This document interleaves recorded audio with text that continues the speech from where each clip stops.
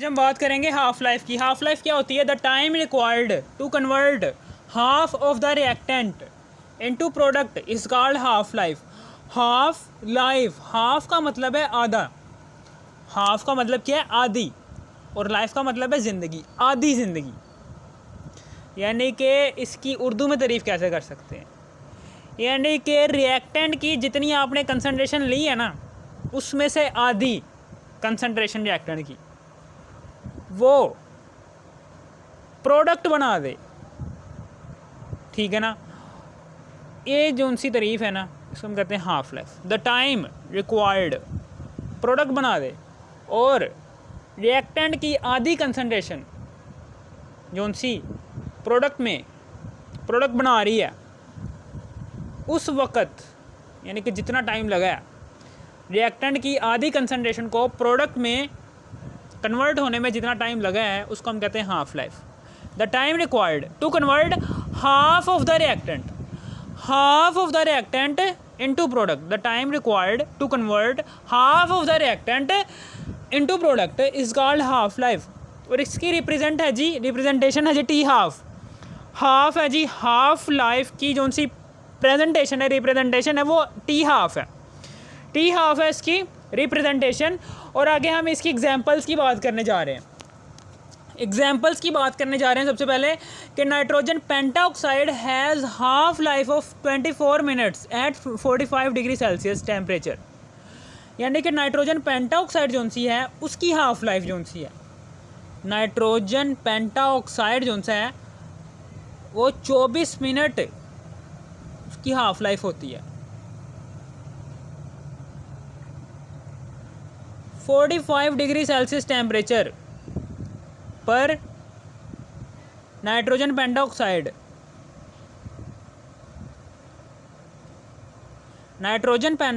की अगर आपने रिएक्टेंट लिया है, नाइट्रोजन पेंटाऑक्साइड अगर आपने रिएक्टेंट लिया है, तो उस रिएक्टेंट की हाफ कंसंट्रेशन नाइट्रोजन पेंटाऑक्साइड की, वो रिएक्टेंट आप यूज़ कर रहे हैं, नाइट्रोजन पेंटाऑक्साइड का रिएक्टेंट आप यूज़ कर रहे हैं, उसकी हाफ कंसंट्रेशन जो सी है वो कन्वर्ट हो रही है किसमें? प्रोडक्ट में, ठीक है ना। और nitrogen pentoxide as a reactant use हो रहा है रिएक्शन के अंदर, उसकी हाफ कंसंट्रेशन प्रोडक्ट बना रही है, और कितने मिनट में बना रही है, कितना टाइम लग रहा है उसको प्रोडक्ट बनाने में? 24 मिनट्स। अब ये 24 मिनट्स क्या है? ये नाइट्रोजन पेंटाऑक्साइड की हाफ लाइफ है। Nitrogen pentoxide has half life of 24 minutes. और जो सा टेम्परेचर, जिस टेम्परेचर पर ये सारा प्रोसेस हो रहा होता है, वो टेम्परेचर इज 45 डिग्री सेल्सियस। इसी तरीके से आगे है जी uranium 238 has half life of 710 million years. यानी कि यूरेनियम 238 है, उसकी हाफ लाइफ जो सी है वो 710 मिलियन ईयर्स है। यानी कि अगर आपने यूरेनियम 238 रिएक्टेंट लिया हुआ है, उसकी आधी कंसंट्रेशन, हाफ कंसंट्रेशन, यूरेनियम 238 जो सी है उसकी हाफ कंसंट्रेशन जो सी है, हाफ कंसंट्रेशन आपने यूरेनियम 238 की ली है, ठीक है ना। यूरेनियम 238 आपने रिएक्टेंट लिया हुआ है, ठीक है ना। इसकी half concentration of the reactant of uranium 238 ये कन्वर्ट हो रही है प्रोडक्ट में। और कितना टाइम लग रहा है उसको प्रोडक्ट बनाने में? कितना टाइम? 710 million years. और ये क्या है? ये किसकी हाफ लाइफ है? यूरेनियम 238 की। यूरेनियम 238 जो सा है, इसकी हाफ लाइफ है। यूरेनियम 238 हाफ रिएक्टेंट है। अगर आपने रिएक्टेंट यूज़ किया है यूरेनियम 238, इसकी हाफ कंसंट्रेशन प्रोडक्ट बना रही है। और कितना टाइम लग रहा है प्रोडक्ट बनाने में? यूरेनियम 238 की हाफ कंसंट्रेशन को वो लग रहा है जी 710 मिलियन ईयर्स। और ये क्या है? ये हाफ लाइफ होगी किसकी? यूरेनियम 238। इसी तरीके से इसकी एक्सप्लेनेशन में चले जाओ कि एक्सप्लेनेशन में हम ये कह देते हैं जी, मैं ये एक्सप्लेन कर देता हूँ जी। नाइट्रोजन पेंटाऑक्साइड है, नाइट्रोजन पेंटाऑक्साइड को ज़रा थोड़ा सा एक्सप्लेन करके दिखा देता हूँ मैं कि नाइट्रोजन पेंटाऑक्साइड जो सा है अगर आपने इसका 1 मोल लिया है, 1 मोल किसका लिया है, 1 mole of nitrogen pentoxide, nitrogen pentoxide का आपने 1 मोल लिया हुआ है, नाइट्रोजन पेंटाऑक्साइड का 1 मोल लिया हुआ है, तो इसके कितना हाफ 24 मिनट्स में, 24 मिनट के अंदर, 24 मिनट के अंदर 1 मोल नाइट्रोजन पेंटाऑक्साइड कन्वर्ट हो जाएगा हाफ में, यानी कि 0.5 में, 0.5 मोल ऑफ नाइट्रोजन पेंटाऑक्साइड। फिर उसके बाद आगे, अब आगे है जी 24 मिनट मज़ीद इसकी हाफ़ लाइफ गुजर जाती है। तो अब नाइट्रोजन पेंटाऑक्साइड की मज़ीद, नाइट्रोजन पेंटाऑक्साइड की मज़ीद हाफ रिएक्टेंट की कंसंट्रेशन वो प्रोडक्ट बना देगी। कितनी कंसंट्रेशन बनाएगी, 0.5 से भी आधी, 0.5 आपने कंसंट्रेशन ली है नाइट्रोजन पेंटाऑक्साइड की, ठीक है ना, नाइट्रोजन पेंटाऑक्साइड की आपने 0.5 मोल कंसंट्रेशन ली है, उसमें से हाफ प्रोडक्ट बनाएगी। कितनी प्रोडक्ट बनाएगी, 0.125 मोल ऑफ नाइट्रोजन पेंटाऑक्साइड, यानी कि इतनी नाइट्रोजन पेंटाऑक्साइड की इतनी मिकदार जो सी है वो प्रोडक्ट आगे बनाएगी। फिर इसी तरीके से 24 मिनट मज़ीद गुजर जाते हैं, तो अब क्या होता है कि नाइट्रोजन पेंटाऑक्साइड की आपने इतनी मिकदार लिया है, तो इससे भी हाफ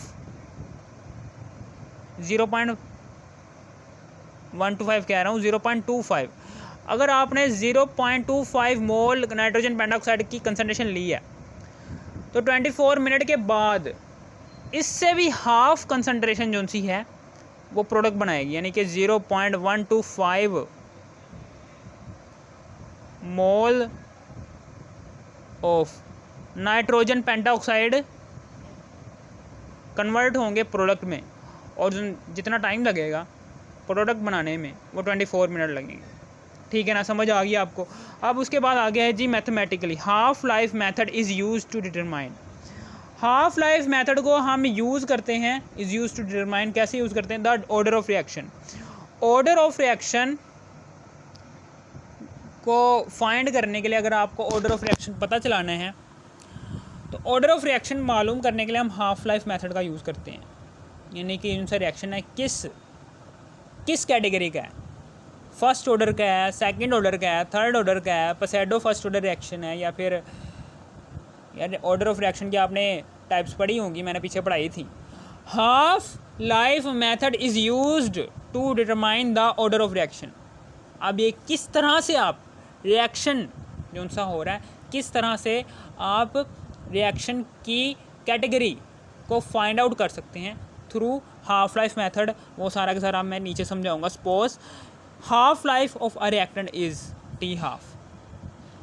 फ़र्ज़ करो कि एक रिएक्शन है, उसकी हाफ लाइफ की जो सी वैल्यू है वो ये है T half. Initial concentration of the reactant, यानी कि रिएक्टेंट की जो सी इनिशियल कंसंट्रेशन ली है वो आपने इतनी ली है जी ए, यानी कि इनिशियल कंसंट्रेशन इसे कहते हैं, इसे कहते हैं हम इनिशियल कंसंट्रेशन, इतनी ली है। ठीक है ना, जो से शुरू में आपने रिएक्टेंट की कंसंट्रेशन ली है ना, उसको हम कहते हैं इनिशियल कंसंट्रेशन। इनिशियल कंसंट्रेशन है जी रिएक्टेंट की ए, और रिएक्शन की हाफ लाइफ को हम रिप्रेजेंट कर रहे हैं टी हाफ से। Initial concentration of the reactant is a.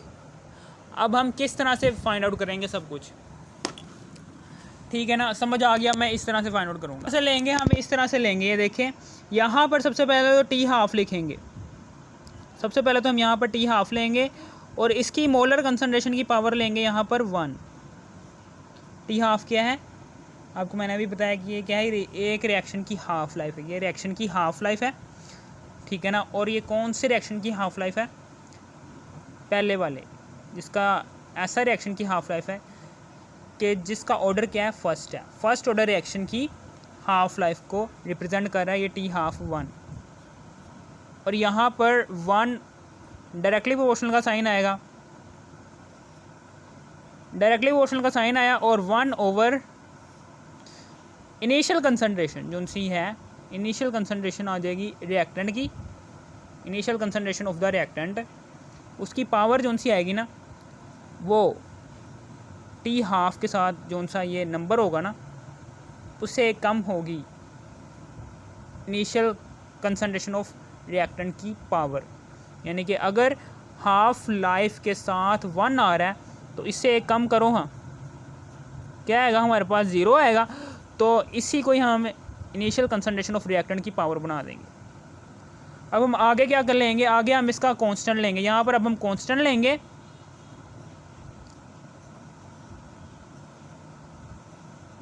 Constant लिया यहाँ पर, अब हमने ऐसे करके कांस्टेंट ले लिया 1 ओवर ए की पावर 0। अगर किसी की भी पावर 0, हमेशा याद रखना, अगर 1000 भी है ना, अगर उसकी भी पावर 0 है, आंसर हमेशा एक ही आएगा। अगर 0 किसी की भी पावर में चला जाए तो आंसर को वो 1 के इक्वल कर देता है। अब यहाँ पर जो सा आंसर आएगा ना वो 1 आएगा, और इस डायरेक्टली प्रोपोर्शनल के साइन को हमने इक्वल के साइन में तब्दील किया है, तो इसके लिए हम कांस्टेंट लेंगे, कांस्टेंट ले लिया, ठीक है ना, समझ आ गई आपको, ये कांस्टेंट ले लिया। अब फिर उसके बाद आगे की बात करने जा रहा हूँ मैं, यानी कि यहाँ पर ये 1 नहीं ऊपर आएगा, ऊपर आएगा 0.69 ओवर नीचे आएगा जी के कांस्टेंट। इसी तरीके से यहाँ पर आएगा टी हाफ है, सेकंड ऑर्डर रिएक्शन है हाफ लाइफ का, हाफ लाइफ का ये कौन सा रिएक्शन है, सेकंड ऑर्डर रिएक्शन है, और यहाँ पर रिएक्टेंट की इनिशियल कंसंट्रेशन की पावर में आ जाएगा 1, यानी कि 2 को 2 में से 1 करो माइनस, तो इनिशियल कंसंट्रेशन ऑफ रिएक्टेंट की पावर में आ जाएगा 1, और यहाँ पर आ गया टी हाफ आ गया, सेकंड ऑर्डर रिएक्शन के लिए हमारे पास हाफ लाइफ थी ये, और यहाँ पर 0.1 आ गया ये, और यहाँ पर आ गया कांस्टेंट की वैल्यू ये आ गई, क्योंकि हमने डायरेक्टली प्रोपोर्शनल के साइन को ख़त्म किया है इक्वल के साइन में, तो कांस्टेंट भी आ गया, और ये ए वैसे का वैसे आ गया। अब इसी तरीके से थर्ड ऑर्डर रिएक्शन की हाफ लाइफ हमने कैलकुलेट करनी है, तो वो कैसे करेंगे, ऐसे करके टी हाफ है, यहाँ पर लिखेंगे T half, third order reaction है। अब यहाँ पर ठीक है ना, इनिशियल कंसंट्रेशन ऑफ रिएक्टेंट की पावर में आ जाएगा ए स्केयर, क्योंकि हाफ लाइफ की वैल्यू क्या है 3 है, हाफ लाइफ क्या है थर्ड ऑर्डर रिएक्शन की है, ये हाफ लाइफ किसकी है, थर्ड ऑर्डर रिएक्शन की है, तो इनिशियल कंसंट्रेशन ऑफ रिएक्टेंट की पावर में 3 से 1 कम करके उसकी पावर में लिख दो, 3 से 1 कम किया तो 2 आएगा, 2 इनिशियल कंसंट्रेशन ऑफ रिएक्टेंट की पावर में आ गया।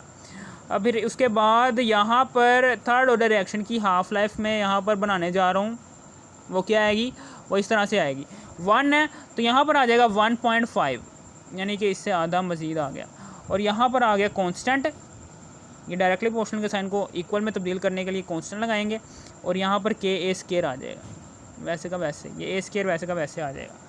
अब हम आगे की बात करने जा रहा हूँ, ये सारी की सारी यहाँ पर कहानी लिखनी है कि where T half of first order reaction, T half of second order reaction, T half of third order reaction, और ये क्या है, हाफ लाइफ है of first order reaction, second order reaction and third order reaction respectively. अब हमेशा याद रखना कि जो सी हाफ लाइफ होती है ना, जो सा ये ऑर्डर ऑफ रिएक्शन है, ऑर्डर ऑफ रिएक्शन ये क्या है, एन किसको जाहिर कर रहा है, ऑर्डर ऑफ रिएक्शन को। हाफ लाइफ किसी भी ऑर्डर ऑफ रिएक्शन की हो, जब आपने इनिशियल कंसंट्रेशन ऑफ रिएक्टेंट की पावर में बनानी है ना, तो उसी ऑर्डर ऑफ रिएक्शन की जो सी वैल्यू है उसमें से 1 कम करके आपने इनिशियल कंसंट्रेशन ऑफ रिएक्टेंट की पावर बना देनी है, वही वाली बात लिखी है। अब मैं यहाँ पर उसको इंग्लिश में कन्वर्ट करने जा रहा हूँ कि हाफ लाइफ, ये बहुत ही इंपॉर्टेंट वर्डिंग है जो उनसे मैंने उर्दू में समझाई है, मैं इंग्लिश में समझाने वाला हूँ कि half life for nth order of reaction is, half life of nth order of reaction is, half life of nth order of reaction is inversely proportional to the, is inversely proportional to the initial concentration, initial concentration of reactant, initial A क्या है, ये initial concentration है, initial concentration of reactant raise to the power, इसकी power में क्या आएगा, raise to the power less than 1, raise to the power less than 1, किससे less than 1 होगी, to the order of reaction, यानी कि जो सा ऑर्डर ऑफ रिएक्शन होगा ना उससे लेस देन 1 होगी। बहुत ही इंपॉर्टेंट वर्डिंग है, ये आपने याद रखना है। अगर आपको इस वीडियो की जरा सी भी थोड़ी सी भी समझ आ गई हो ना, इस वीडियो को कर दो लाइक और सब्सक्राइब और शेयर भी कर देना। Thanks for watching.